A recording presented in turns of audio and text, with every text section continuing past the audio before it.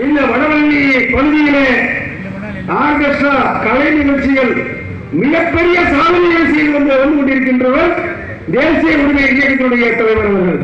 ஒரு எளிமையாக தங்க தட்டுல எத்தனையோ சூப்பர் ஸ்டார் இருக்காங்க, அவங்க தங்க தட்டுல சாப்பிட்டாங்களான்னு கூட தெரியாது.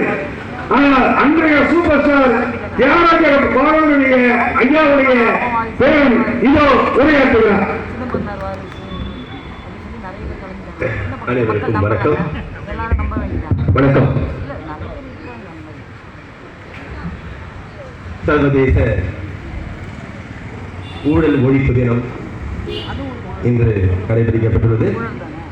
2023 ஆண்டு ஐநா சபை மூலமாக இந்த நாளை அங்கீகாரம் செய்து துவக்கப்பட்டது என்பதை யாரும் அனைவராலும் ஏற்றுக்கொள்ளப்பட்ட ஒரு உண்மை. ஊழல் என்ற ஒரு தலைப்பு, இதன் பேரில் ஒரு இயக்கம், இதற்கு ஒரு தலைவர், அதற்கு ஒரு நிகழ்ச்சி, அதையும் மெயினோடு நடத்துறாரு. பார்த்தீங்கன்னா அவருக்கு முதல்ல அவருக்கு வாழ்த்துங்க. ஏன்னா சாதாரண விஷயம் கிடையாது. இன்னைக்கு இந்த ஒரு ஊழல்ன்ற ஒரு விஷயத்தை பாதிக்கப்படாத குடும்பம் என்பது கிடையாது. ரைட்டுங்களா? ஊழலால் பாதிக்கப்பட்டது குடும்பம் என்பது அனைவர் குடும்பத்தையும் உண்டு. இதுல ஊழல் இல்லை, இதுல ஊழல் இல்லை நம்ம சொல்ல முடியும். ஊழல் நம்ம பழகிட்டோம், ஊழலே நம்ம வாழ்ந்து கொண்டு இருந்தோம். இதை மாற்ற முடியும்னா கண்டிப்பா கிடையாது. ஏன்னா இன்னைக்கு ஐநா சபையில நான் பொறுப்புல இருந்தாலும் இன்னைக்கு நான் எங்க சென்றாலுமே அங்க ஊழல் என்பது ஒன்று நான் பார்த்து கொண்டுதான் இருக்கேன். எனக்கு முன்னாடி பேசிய என்னுடைய தந்தைக்கு நிகரானவர் ஐயா பாவலர் ராமச்சந்திரன் ஐயாவுக்கும், என்னுடைய அன்பு சகோதரர் செல்லப்பாண்டியன் அவருக்கும், சகோதரர் ஜெயராமன் மற்றும் சகோதரர் எல்லாருக்குமே என்னுடைய வாழ்த்துக்கள். இங்க போறவங்க யாருமே இந்த ஊழல பாதிக்கப்படலன்னு நினைக்கிறேன், இல்லைங்களா? பாருங்க, ஐயா கூப்பிட்டு மட்டும் தான் வந்திருக்காங்க. நம்ம சும்மா கட்டி நிற்கணும்னு நினைக்கிறேன். ஏன்னா பாதிக்கப்பட்டவங்க ஒருத்தர் கூட பப்ளிக் பாருங்க வந்து உட்கார்ல.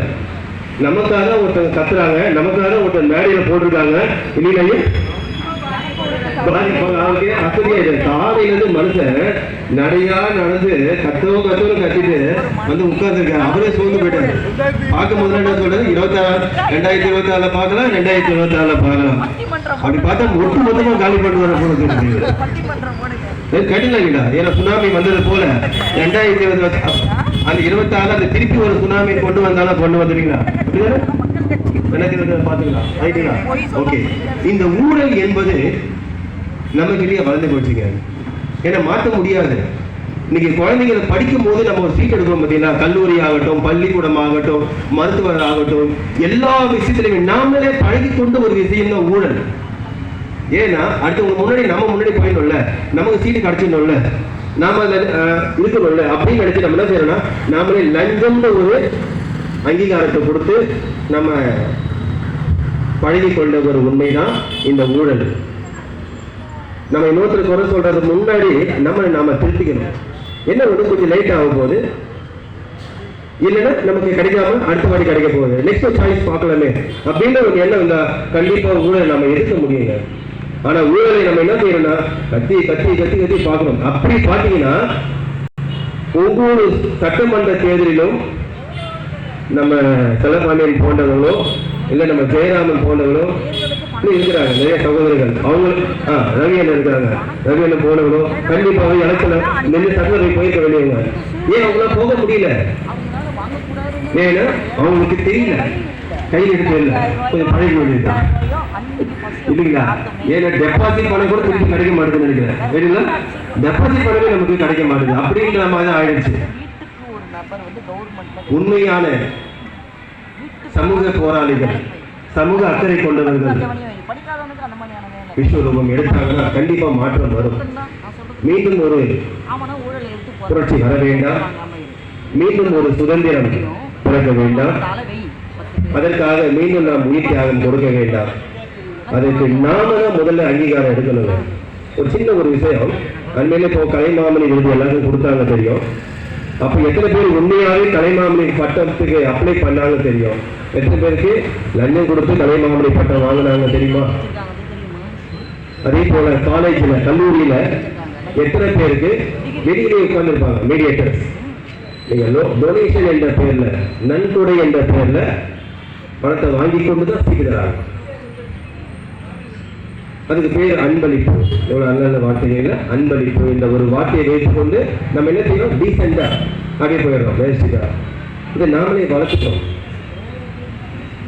எப்போ முன்னாடி போகும்போது கையில் ஏதாவது கொடுத்துட்டு ஒரு சின்ன விஷயம் பாருங்க. நம்ம அன்றாடம் மாதந்தோறும் செய்யற ஒரு தப்பு கூட பார்த்தீங்கன்னா, சிலிண்டர் எடுத்துன்னு வரான் இல்லையா, அந்த பையனுக்கு அவன் எப்படி போட்டு நம்ம கொடுத்துறோம், பணம் எல்லாமே. எதுக்கு அவனுக்கு ஒரு 50 ரூபாய் எதுக்கு கொடுக்குறோம்? அன்னைக்கு 50 ரூபாய் கொடுத்தோம், இன்னைக்கு அது கட்டாயமாக்கப்பட்டு விட்டது. 50 ரூபாய் கொடுத்தாதான் அவன் சிலிண்டர் எடுத்து போடுவான்ற ஒரு நிலைமை வச்சு. அதுக்கு பேர் லஞ்சம் தானே, அதுக்கு பேர் ஊழல் தானே. இப்போ இது எல்லாம் பழகி கொண்டது யார்?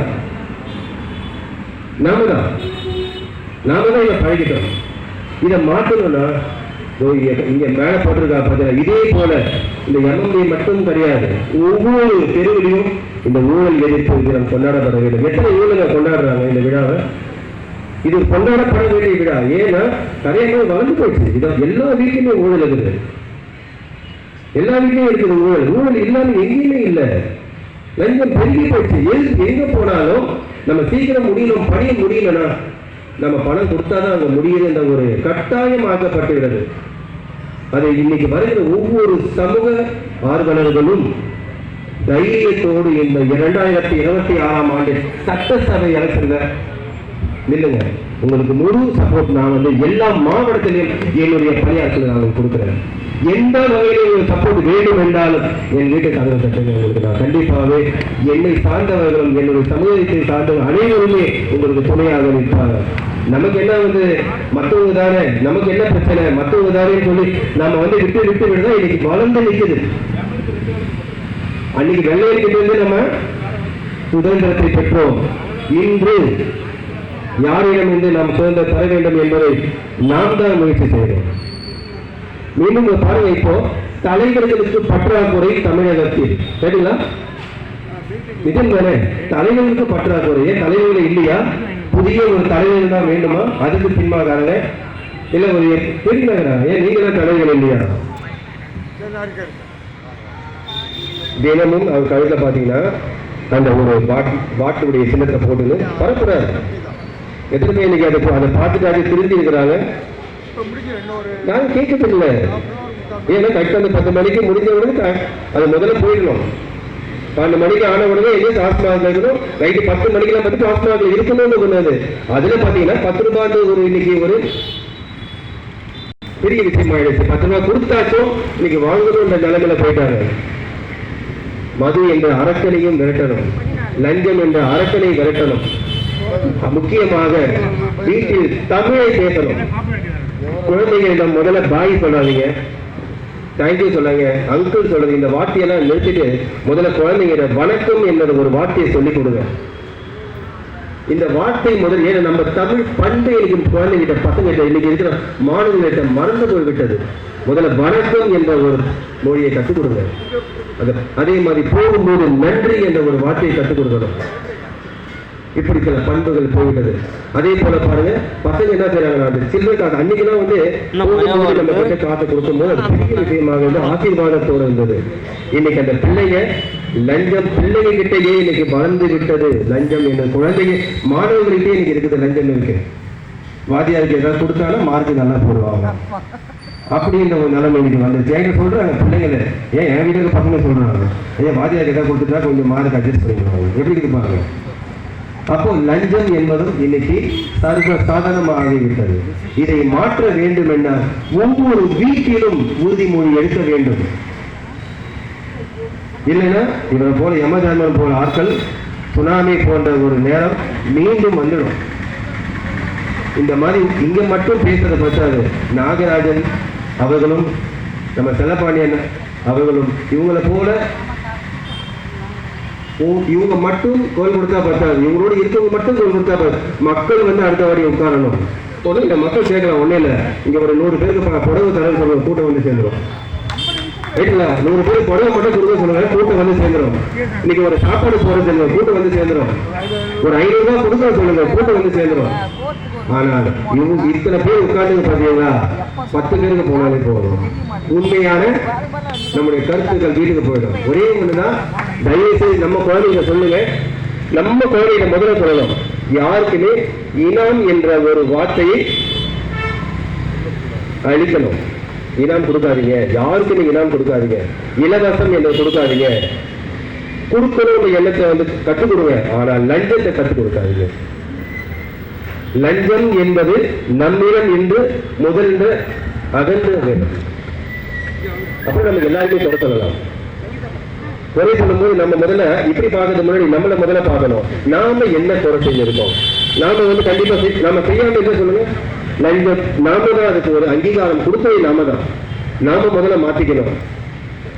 நாம மாத்திக்கணும். கண்டிப்பா வருகிற சட்டசபை எலெக்ஷன்ல வந்து நம்ம சார்பா ஒருத்தராச்சும் சட்டசபை எலெக்ஷன்ல போகணும், சட்டசபைக்கு போகணும்.